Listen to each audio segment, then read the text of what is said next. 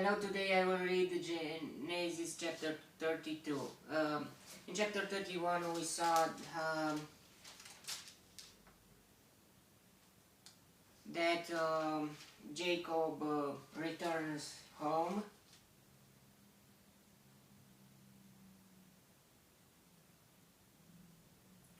and on the way to there Laban followed him and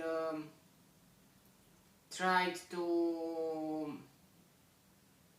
take all the things that he thought that are his, even if Jacob worked for everything about 20 years. But God protected him and nothing bad happened. Now we read chapter 32. Jacob also went on his way, and the angels of God met him. Well, it is very nice that God to be with you, that angels to meet you and so on. When Jacob saw them, he said, "This is the camp of God." So he named that place Mahanaim. Jacob sent messengers ahead of him to his brother Esau in the land of Seir, the country of Edom. He instructed them, "This is what you are to say to my master Esau. Your servant,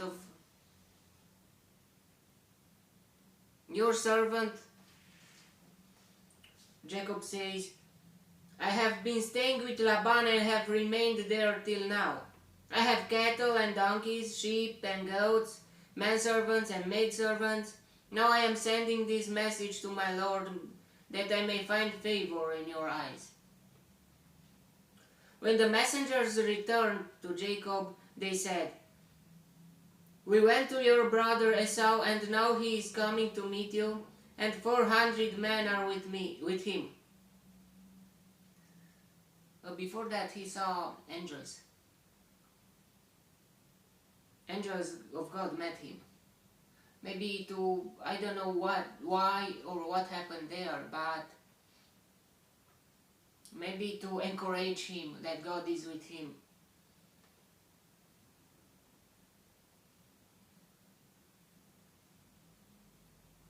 In great fear and distress, Jacob divided the people who were with him into two groups, and the flocks and herds and camels as well.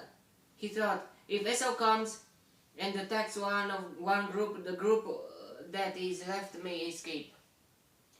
Is it okay to prepare for possible battle, even if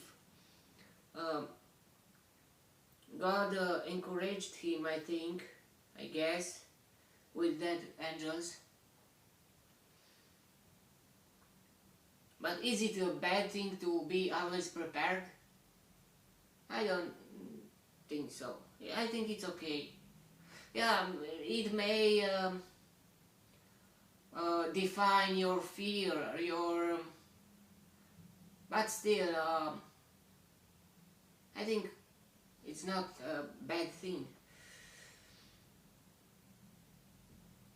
to be always prepared for everything.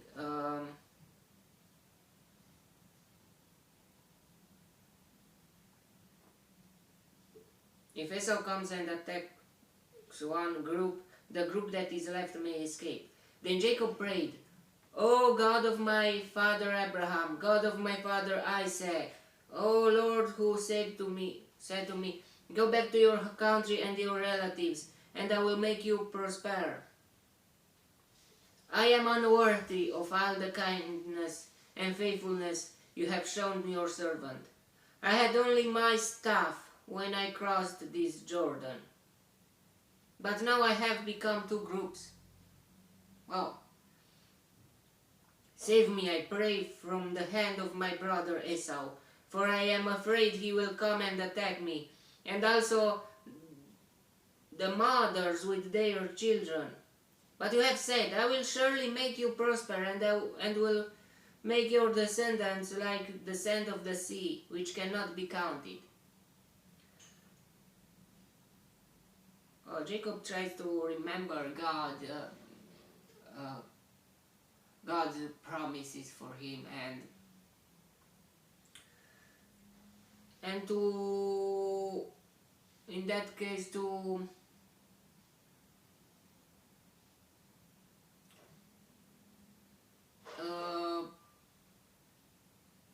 build faith or something.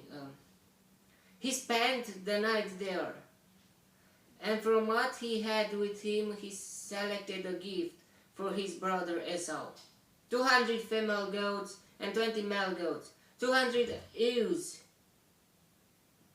and 20 rams, 30 female camels with their young, 40 cows and 10 bulls, and 20 female donkeys and 10 male donkeys. He put them in the care of his servants, each herd by itself, and said to his servants, "Go ahead of me and keep some space between the herds." He instructed the one in the lead, "When my brother Esau meets you and asks, 'To whom do you belong, and where are you going, and who owns all these animals in front of you?' But why someone would ask that? They were like asking everything. Then you are to say, "They belong to your servant Jacob. They are a gift sent to my lord Esau, and he is coming behind us." He also instructed the second, the third, and all the others who followed the herds. You are to say the same thing to Esau when you meet him. And be sure to say, "Your servant Jacob is coming behind us." For he thought, "I will pacify him with these gifts I am sending on ahead. Later when I see him, perhaps he will receive me." So Jacob's gifts went on ahead of him, but he himself spent the night in the camp.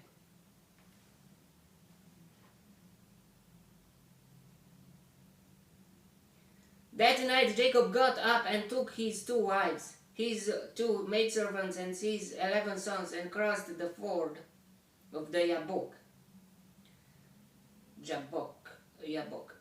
After he had sent Jabbok.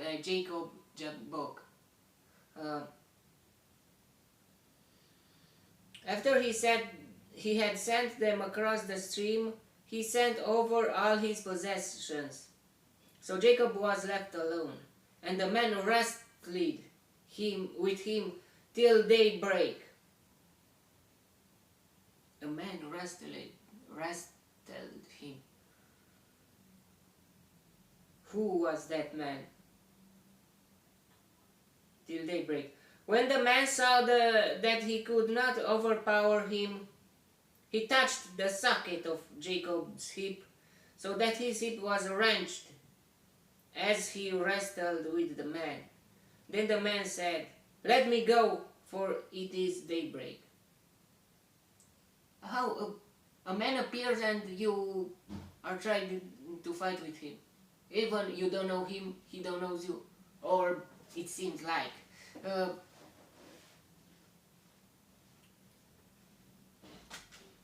Why would you do that? It is very strange and very weird. But Jacob replied, "I will not let you go unless you bless me." He knew that that man is not a man, or that is a man of God. How? How would he know that? We saw Abraham when he saw those 3 men. He knew in his interior that those people, I think he knew, those people were not just people. It was God and 2 angels. those two angels went to Sodoma when Lot met them. And again, Lot, I think he felt something that even put his family at risk just to protect them. No, Jacob felt, I think he felt something. How could he know that? How could he say this? I will not let you go unless you bless me. To fight with a stranger during the night and to say that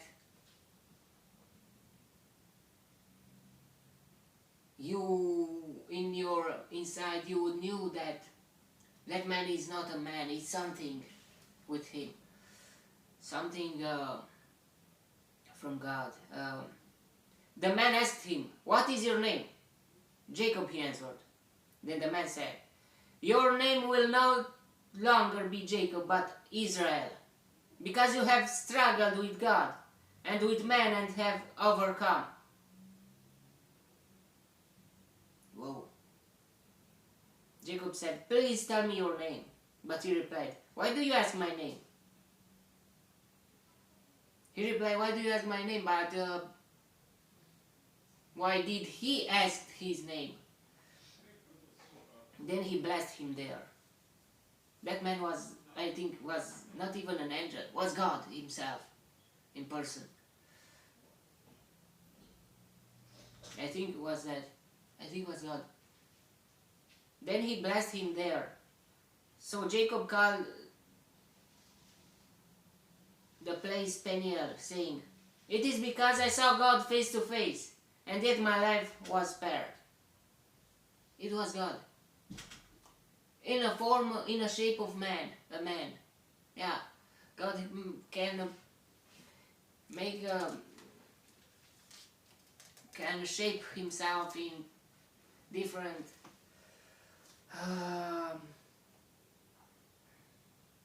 the sun rose above him as he passed Peniel.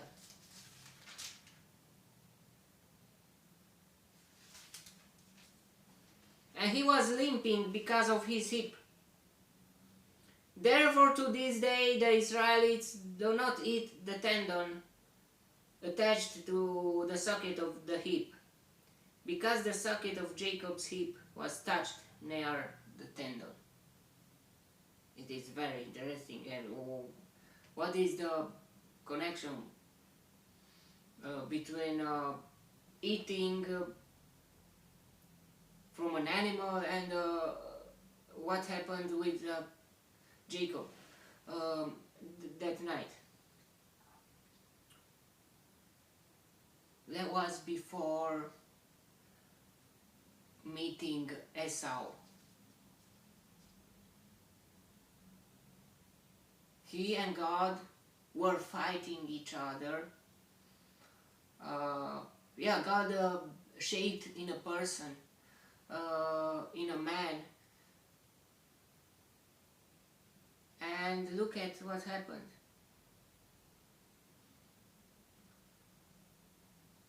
Jacob wanted to bless him, even if he was blessed so many times. He wanted again a blessing, a blessing, a blessing, a blessing. That was his wish from the beginning.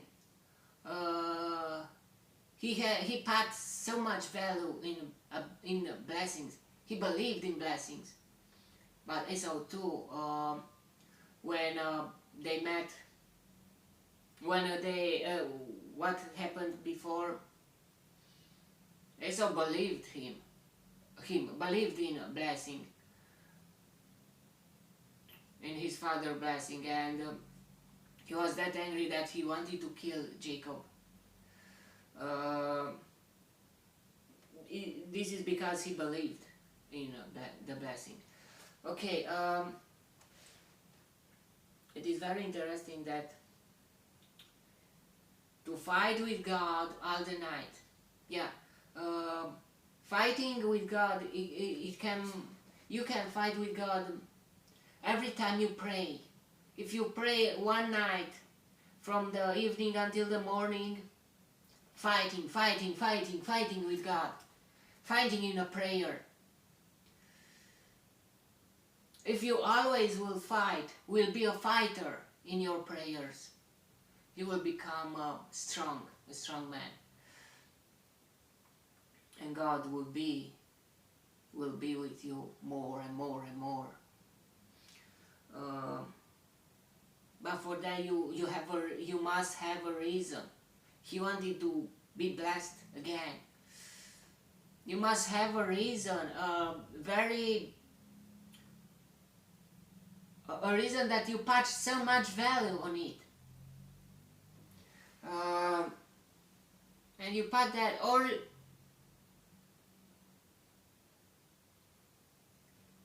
from now on you can put value on something and persist on that. And yeah, may the God make us a fighter in our prayers, fighters. And that is and strengthen your attitude, your faith, your it close your relationship with you and God will be much closer, much yeah.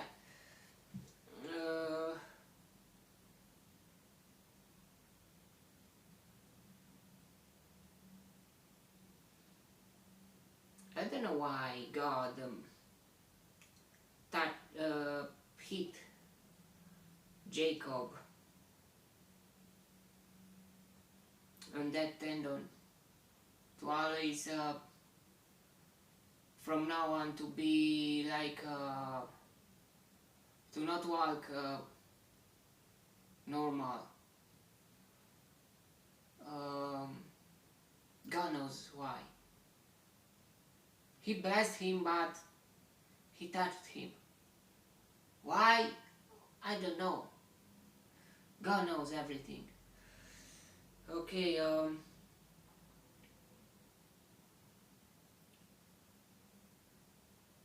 may the God bless me and protect me and give me light in the next chapter too, and if God wants, you will see me there too. God bless you all. Goodbye.